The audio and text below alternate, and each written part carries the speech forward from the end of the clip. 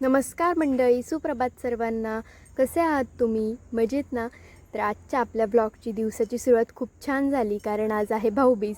तर तुम्हाला सर्वांना पण सर्वात आधी भाऊबीजेच्या खूप खूप शुभेच्छा.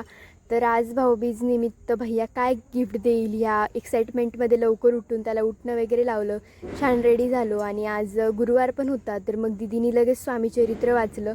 आणि कुठला पण सण असो, जसं की भाऊबीज, रक्षाबंधन, तर आम्ही सर्वात आधी देवाला ओवाळतो. मग दिदीनी छानसं ताट तयार करून देवांना ओवाळलं. तुम्ही पण देवांना ओवाळता की नाही हे कमेंटमध्ये नक्की सांगा. आणि तेवढ्यात आत्यान ते पण आले सकाळी सकाळी मस्त. मग लगेच आमच्या गप्पा रंगल्या होत्या. आणि त्याच वेळी आजीन त्या आल्या, तर आजीन त्यांनी पण बाबाच्या फोटोची पूजा केली सर्वात आधी. तर म्हणजे आजीन ते पण कोणता पण सण असो, जसं की भाऊबीज आणि रक्षाबंधन, तर आजीन त्या आधी बाबांच्या फोटोला ओवाळता आणि त्यानंतर मग पप्पांना त्यांना ओवाळता.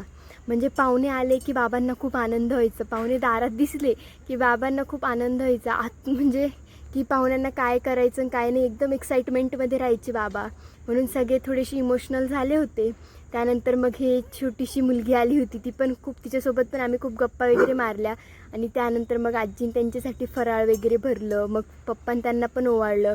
मग मी फायनली भैयाला ओवाळलं. आणि भैयानी आम्हाला सर्वांना, म्हणजे आत्यानं त्यांना सर्वांना साड्या आणि आम्हाला ड्रेस, मम्मीने त्यांना पण साड्या, असं भैयानी गिफ्ट घेतलं होतं. त्यानंतर मग आम्ही जेवताना पण भरपूर गप्पा मारल्या. अशा प्रकारे आजचा आमचा दिवस संपला.